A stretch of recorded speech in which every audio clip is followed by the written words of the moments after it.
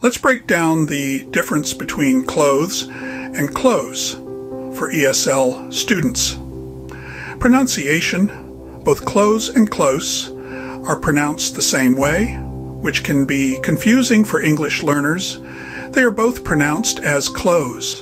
Spelling: despite their similar pronunciation, the spelling of these words is different. This is an example of a homophone, where two words sound the same but have different meanings and spellings. Scene script meanings: clothes. Clothes refers to the garments or items worn on the body for protection, warmth, or fashion. Close. Close has multiple meanings, but in the context of explaining the difference, it often means near in distance or time, or to shut something. Output: examples: correct usage of clothes.